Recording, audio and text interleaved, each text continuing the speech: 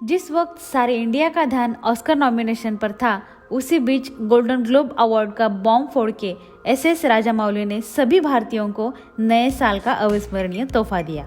जैसे कि आपको पता है कि फिल्म RRR को गोल्डन ग्लोब अवार्ड्स के लिए 2 कैटेगरीज में नॉमिनेट किया गया था, best original song and best non English language film के लिए।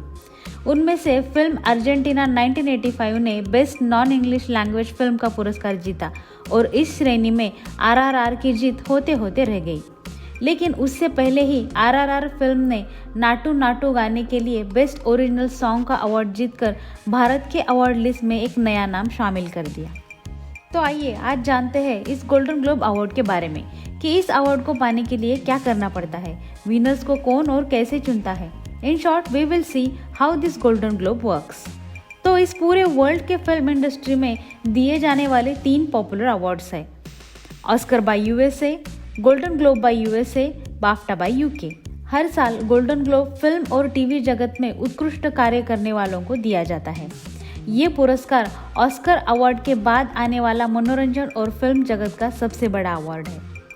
तो इस अवार्ड के पीछे HFPA यानी कि हॉलीवुड फॉरेन प्रेस एसोसिएशन नाम की एक संस्था है।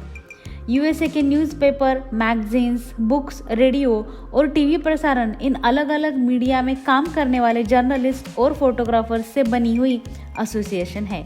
यहाँ पे फॉरेन का मीनिंग ऐसा है कि HFPA में मोस्ट ऑफ द USA के नागरिक नहीं हैं। अभी के समय में इसके कुल मिला के 105 मेंबर्स है फ्रॉम 55 डिफरेंट कंट्रीज। तो आइए अब देखते हैं कि गोल्डन ग्लोब अवार्ड्स का एलिजिबिलिटी क्राइटेरिया क्या है।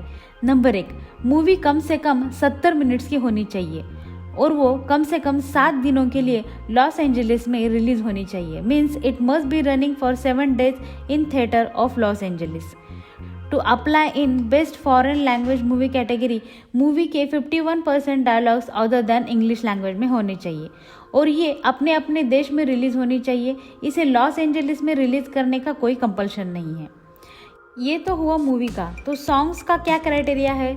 So the song lyrics and song music has to be original. कहीं से कॉपी किया हुआ या फिर किसी एल्बम से लिया हुआ नहीं होना चाहिए।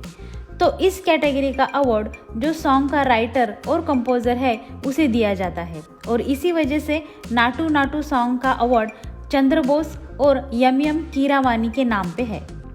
अब हमारे दिमाग में एक क्वेश्चन आता है कि एक कंट्री से कितनी मूवीज अप्लाई कर सकते हैं? तो इसका कोई लिमिट नहीं है। Any number of movies can apply for nominations. तो चलो अब देखते हैं कि इसका नॉमिनेशन एंड वोटिंग प्रोसेस कैसे होता है। सबसे पहले फिल्म मेकर्स को एंट्री फॉर्म भरना पड़ता है and they can apply for nominations in different categories. हर एक कैटेगरी में पूरे वर्ल्ड से हज़ारों एप्लीकेशंस आते हैं। देखा जाए तो नॉमिनेशन में सेलेक्ट होना यही अपने आप में एक अवार्ड है। तो नवंबर महीने में ये सब फॉर्म HPFA मेंबर्स को भेजे जाते हैं टू वोट फ्रॉम 1 to 5। इस तरह से हर एक कैटेगरी से टॉप 5 फिल्म्स सेलेक्ट किए जाते हैं depending on the top most score. Mid December में नॉमिनेशंस अनाउंस किए जाते हैं। उसके बाद फाइनल वोटिंग के लिए फिर से एक बार नॉमिनेटेड मूवीज के एप्लीकेशंस HPFA मेंबर्स को भेजे जाते हैं और फिर जान में फाइनल विनर डिक्लेयर किए जाते हैं। So how this Golden globe is different than Oscar? तो ऑस्कर अवार्ड्स डिसाइड होते हैं ऑलमोस्ट 9000 वोटर्स के वोटिंग से।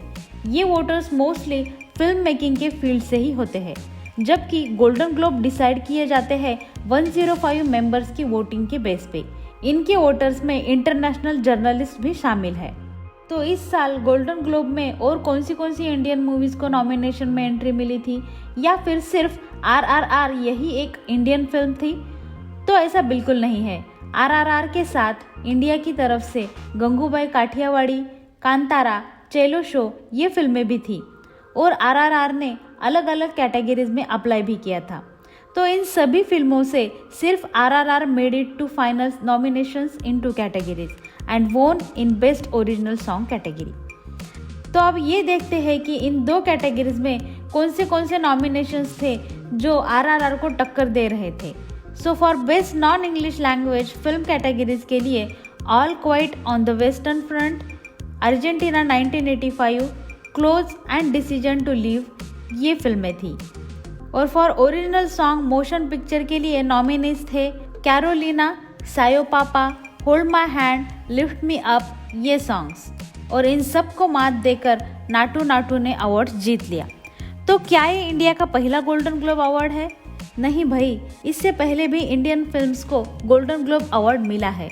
तो फर्स्ट मूवी थी दो आंखें बारह हाथ 1957 बाय वी शांताराम, और दूसरी मूवी थी गांधी इन ईयर 1983। ये फिल्म तो 4 कैटेगरीज में नॉमिनेट हुई थी, best actor, best screenplay for motion picture, new star of the year and best director for the motion picture, और इन सभी कैटेगरीज में विनर भी थी। And now we have it again in year 2023 for Nacho Nacho. तो आज बस इतना ही था गोल्डन ग्लोब के बारे में। हम फिर से मिलेंगे नए एक वीडियो में, तब तक बाय बाय। और अगर वीडियो पसंद आए तो please like it, share it and subscribe to the channel. Thank you.